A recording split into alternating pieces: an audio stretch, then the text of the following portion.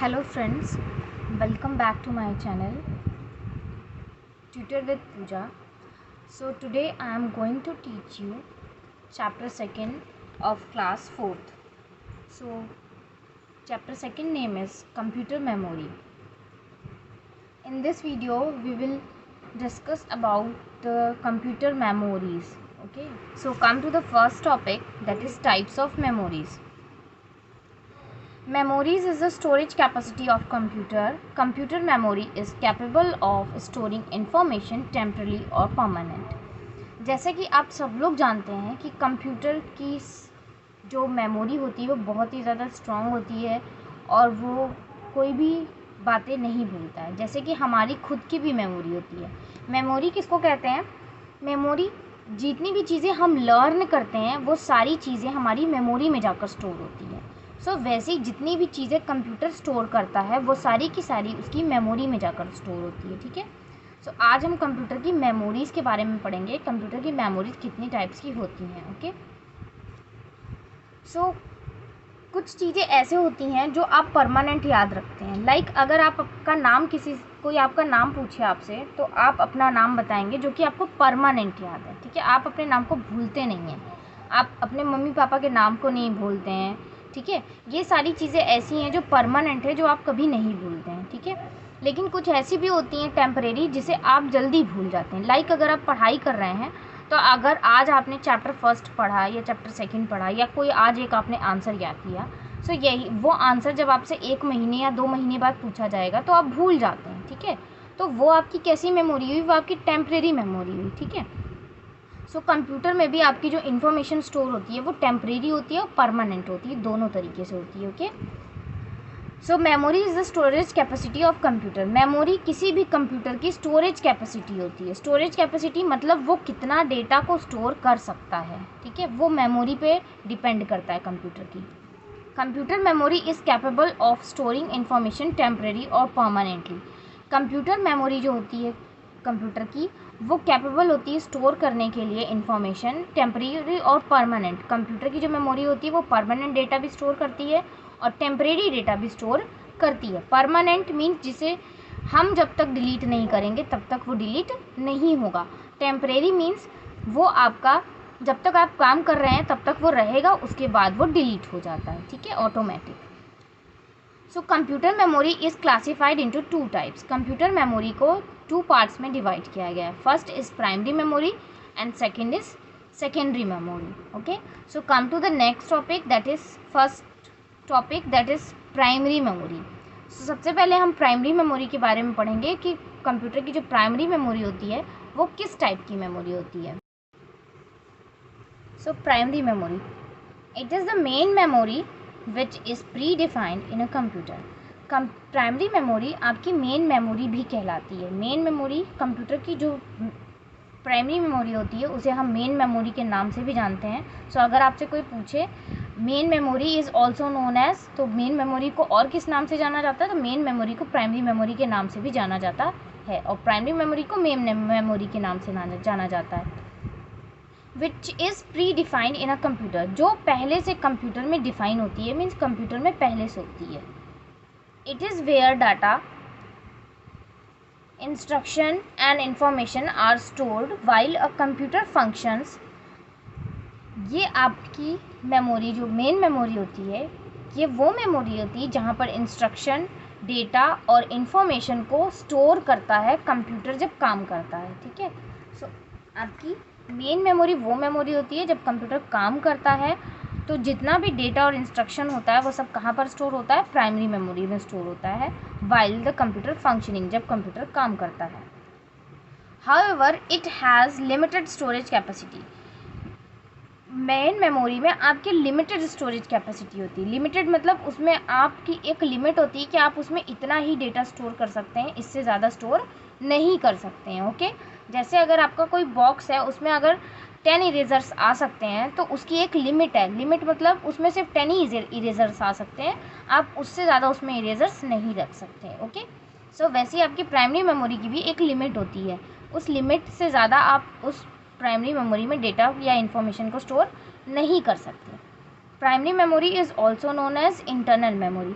Primary memory को internal memory के नाम से भी जानते हैं। ओके, सो प्राइमरी मेमोरी आपकी दो नामों से जानी जाती है, first is main memory and second is internal memory. Internal memory means जो कंप्यूटर में पहले से होती है। Okay, so primary memory is of two types. अब प्राइमरी मेमोरी की भी टू टाइप्स होते हैं। First is random access memory जिसे हम रैम के नाम से जानते हैं, और रीड ओनली मेमोरी जिसे हम रोम के नाम से जानते हैं। So come to the next, random access memory and read only memory. Random access memory और रीड ओनली मेमोरी के बारे में भी हम थोड़ा डिटेल में पढ़ेंगे। Okay, so next is random access memory. So random access memory में आपके बताया गया है RAM stores the data, instruction and information temporarily. RAM जो आपकी मेमोरी होती है, प्राइमरी मेमोरी में जो RAM मेमोरी होती है वो डेटा और इंस्ट्रक्शन को टेम्परेरी स्टोर करती है। टेम्परेरी मतलब थोड़ी देर के लिए स्टोर करती है। When your computer of the computer the information and data stored in this memory is lost. जब आप अपने कंप्यूटर को ऑफ कर देते हैं, मीन्स बंद कर देते हैं, तो इस मेमोरी में जितना भी डेटा और इंस्ट्रक्शन स्टोर होता है वो सब क्या हो जाता है, लॉस्ट हो जाता है, मीन्स सब डिलीट हो जाता है। When a computer starts the opening operating system begins loading into RAM. जब आप अपने कंप्यूटर को स्टार्ट करते हैं तो ऑपरेटिंग सिस्टम आपका किस में लोड होता है, तो आपका ऑपरेटिंग सिस्टम रैम में लोड होता है। कब? जब आप अपने कंप्यूटर को ऑन करते हैं। सो जब आप अपने कंप्यूटर को ऑन करते हैं सो आपका CPU थोड़ा टाइम लेता है जब कंप्यूटर ऑन होता है, ठीक है। तो उस टाइम क्या होता है, आपका ऑपरेटिंग सिस्टम में रैम में लोड होता है। ओके, इसीलिए वो टाइम लेता है। Any software that runs on a computer also gets loaded into RAM. कोई भी सॉफ्टवेयर जब आप कंप्यूटर में रन करते हैं तो सबसे पहले वो रैम में लोड होता है। ओके, सो कोई भी अगर आप सॉफ्टवेयर कंप्यूटर में पहले चलाते हैं, कोई भी प्रोग्राम चलाते हैं, तो सबसे पहले वो रैम में लोड होता है। ओके, सो अगर आप सबको कंप्यूटर कैसे ऑन करते हैं ये नहीं पता है तो मैं आपको लिंक डिस्क्रिप्शन में दे दूँगी, आप वहाँ पर जाकर उस लिंक को क्लिक करके ये देख सकते हैं कि आप कंप्यूटर को कैसे स्टार्ट करते हैं, उसके स्टेप्स क्या क्या होते हैं। Okay, computer also gets loaded in RAM. So computer जो है उस सॉफ्टवेयर को रैम में लोड करता है। It is called random access memory for CPU accessing the memory in a random manner. So इसी को हम कहते हैं रैंडम एक्सेस मेमोरी, जिसमें CPU जो है मेमोरी से कभी भी किसी भी काम को रैंडमली जो है करवा सकता है। मीन्स वो कभी भी कोई भी काम रैम की मेमोरी से करवा सकता है। मीन्स अगर आपने किसी भी सॉफ्टवेयर को ओपन किया तो सबसे पहले वो रैम क्या करेगा, रैम में लोड होगा, ठीक है। कोई भी सॉफ्टवेयर आप ओपन करेंगे सबसे पहले वो रैम में लोड होगा, ठीक है। तो इस तरीके से CPU जो है वो किसी भी डेटा को रैम से ले सकता है, ठीक है। क्यों? क्योंकि रैम में सारी चीज़ें जाकर पहले लोड होती हैं, इसीलिए। It is called read and write memory because information can be read from it and data can also be written or stored on it. और इसे हम read and write memory भी कहते हैं। किसे? random access memory को हम read and write memory के नाम से भी जानते हैं। क्यों?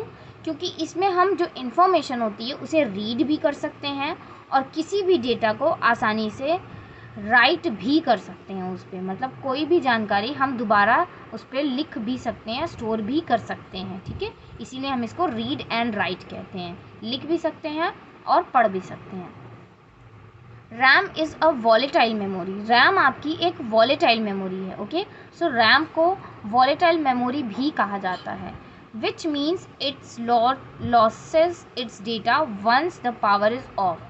वॉलेटाइल मेमोरी का मतलब क्या होता है? इसका मतलब होता है कि जब आप अपने कंप्यूटर को ऑफ़ करते हैं तो आपके कंप्यूटर में जो भी रैम में या मेमोरी में, रैम की मेमोरी में जो भी डेटा होगा वो सब का सब आपका लॉस हो जाएगा, मीन्स सब का सब आपका डिलीट हो जाएगा। ओके, क्यों? क्योंकि वो आपका जो मेमोरी में डेटा होता है वो थोड़ी देर के लिए होता है, मीन्स टेम्परेरी होता है, ठीक है। सो आई होप कि आपको मेमोरी, रैंडम एक्सेस मेमोरी समझ में आ गया होगा। Random access memory is also known as a volatile memory. इसे वॉलेटाइल मेमोरी भी कहते हैं वॉलेटाइल मेमोरी क्यों कहते हैं? क्योंकि इसमें जो भी डेटा होता है जब हम कंप्यूटर ऑफ करते हैं तो सारा डेटा डिलीट हो जाता है। It is also called a read and write memory. इसे हम रीड एंड राइट मेमोरी के नाम से भी जानते हैं। Okay, so come to the next topic. आपका रैम का यहाँ डायग्राम दिया हुआ है। रैम का आपको दिख रहा होगा डायग्राम। रैम आपकी जो मेमोरी है वो इस तरीके से होती है, कुछ लंबी सी होती है, एक चिप की तरह। ओके, ये आपकी रैम कहलाती है।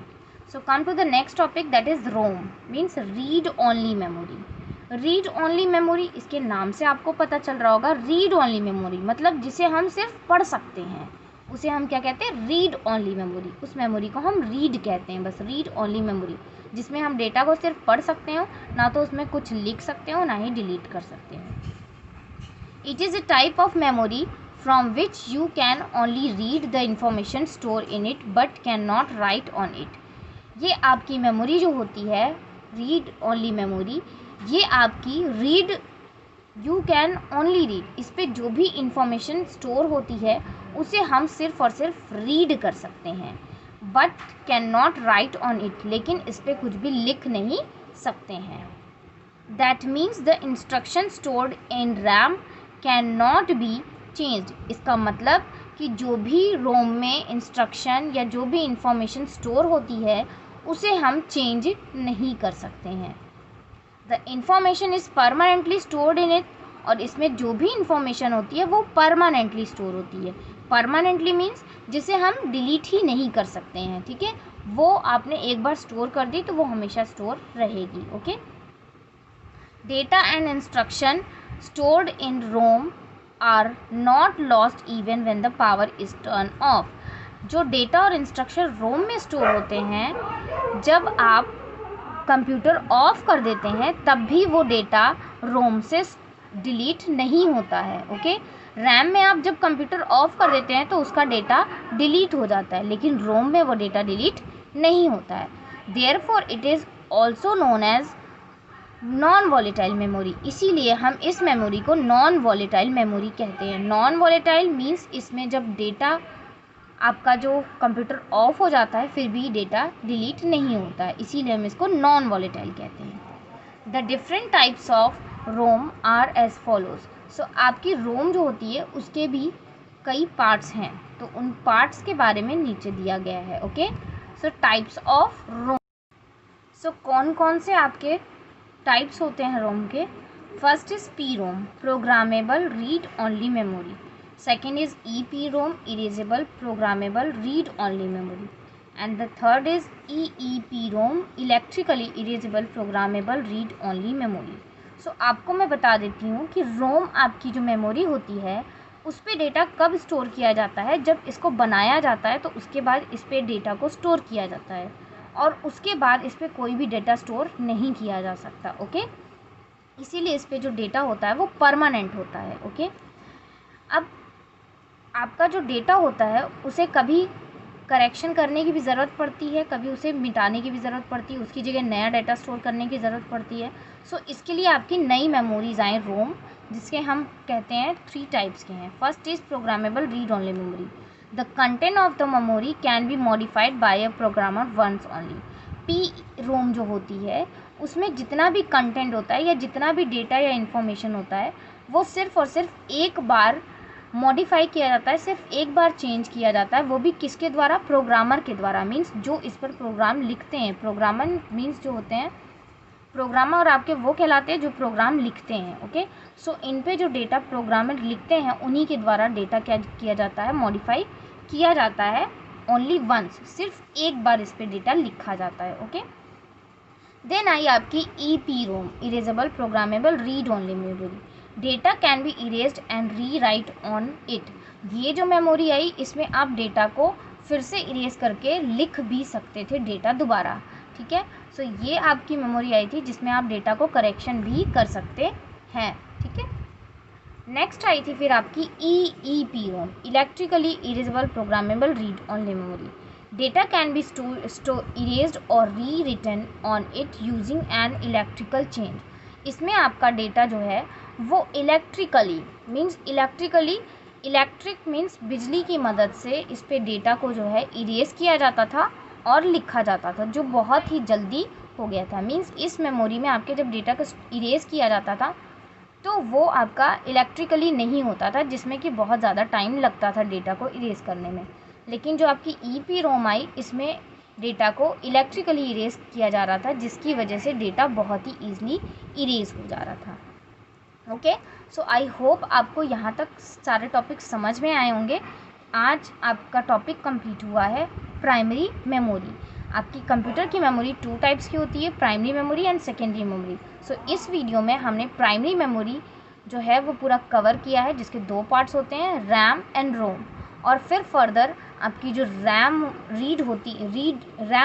रोम होती है, उसे 3 पार्ट्स में डिवाइड किया गया है, that is PROM and EPROM and third is EEPROM। Okay, so I hope ये वीडियो आप सबको पसंद आया होगा। अगर आपको वीडियो पसंद आया सो प्लीज़ लाइक का बटन और सब्सक्राइब का बटन ज़रूर क्लिक करें और ये वीडियो अपने फ्रेंड्स के साथ शेयर करें। Okay friends, thank you so much, be safe and stay home.